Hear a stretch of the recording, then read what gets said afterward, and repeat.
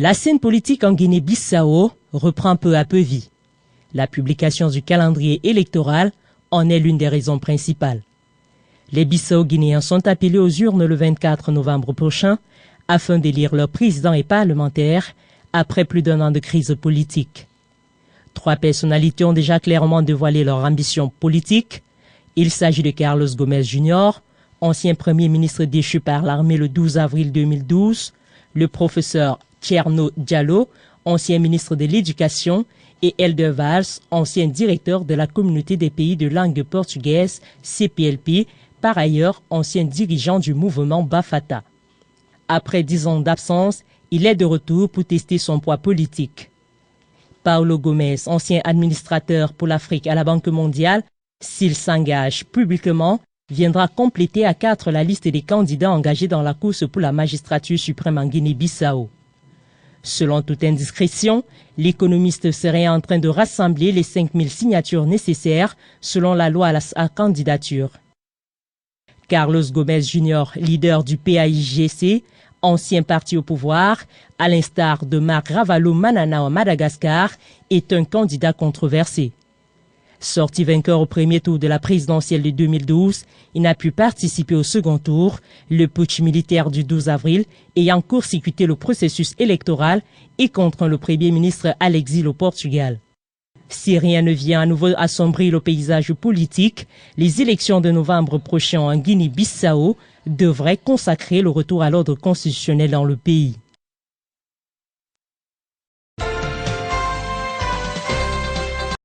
La Cour constitutionnelle ne reviendra pas sur le premier tour des élections au Mali. La Cour constitutionnelle malienne, qui a publié mercredi les résultats définitifs des élections du 28 juillet dernier, a examiné diverses requêtes déposées par plusieurs des 27 candidats en lice au premier tour pour irrégularité, bourrage d'urnes, achat de vote, ainsi que sur le nombre élevé de bulletins nuls, environ 400 000 au total. La Cour les a toutes rejetées au motif qu'elles étaient irrecevables ou qu'elles n'apportaient pas des preuves suffisantes et ne pouvaient remettre en cause les résultats sur l'ensemble du territoire national. Cependant, la Cour a apporté de légères modifications sur les résultats provisoires proclamés le 2 août dernier par le ministre malien de l'administration territoriale qui n'en modifie toutefois pas les grandes tendances. Ainsi, après le toilettage des résultats du premier tour, Ibrahim Boubacar Keïta, dit Ibeka, reste en tête avec 39,7% des voix, suivi de Soumaïla Cissé et 19,4% selon les résultats provisoires. Le taux de participation à ces élections a été également revu à la baisse par la Cour constitutionnelle, passant de 48,9% contre 51,1%.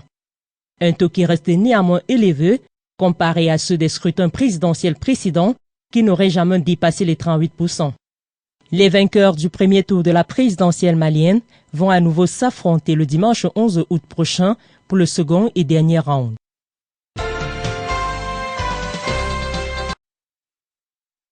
En Tunisie, les contestataires ont mercredi finalement eu gain de cause. Ils ont obtenu du gouvernement Ghannouchi la suspension des travaux de l'Assemblée constituante annoncée lundi. En dépit de nos réserves formelles et juridiques sur cette initiative, nous espérons qu'elle servira de catalyseur pour que les adversaires politiques s'assoient à la table du dialogue, a déclaré le chef du parti Ennahda, Rachid Ghannouchi.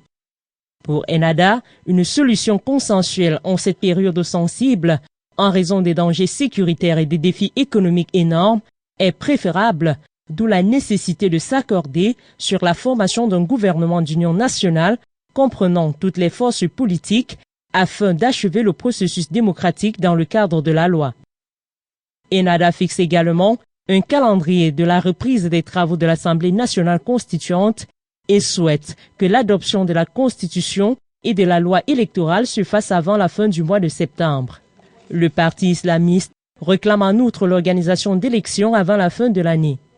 Depuis l'assassinat du député d'opposition nationaliste de gauche Mohamed Brahimi le 25 juillet dernier, une coalition d'opposition réclame la démission du gouvernement en place et la mise en place du cabinet de technocrates, des revendications toujours rejetées par Ennahda au pouvoir. Comme prévu, les contestataires de la grâce royale du 30 juillet dernier ont à nouveau investi mercredi soir les rues de Rabat au Maroc.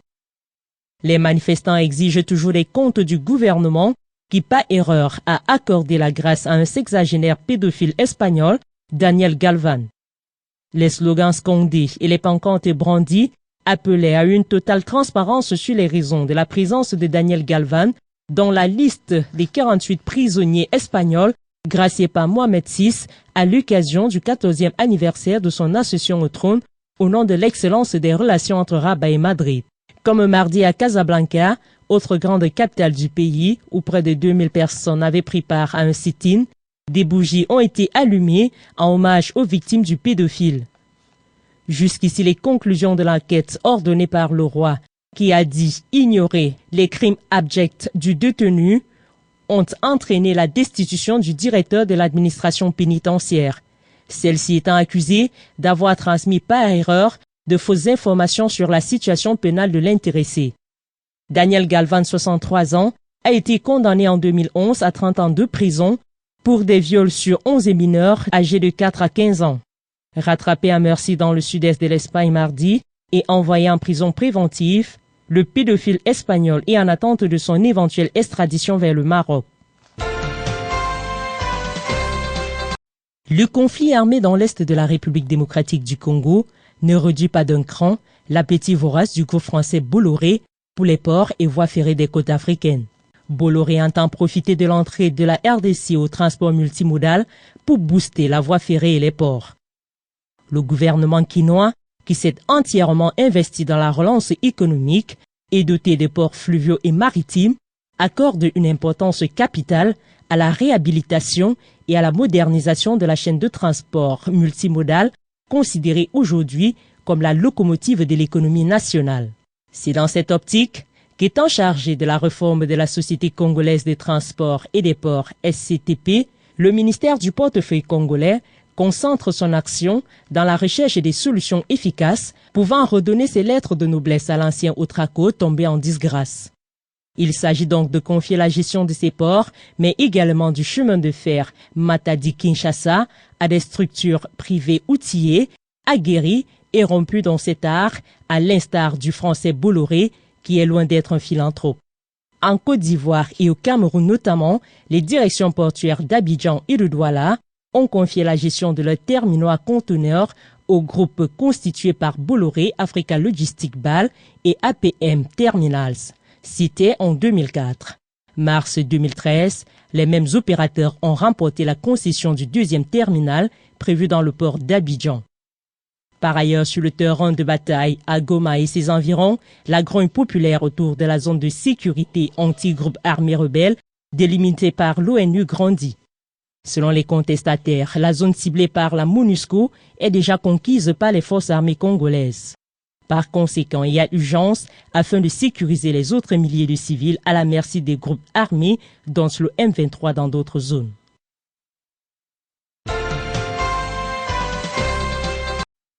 Le personnel du Haut Commissariat des Nations Unies pour les réfugiés HCR est en détresse au Darfour.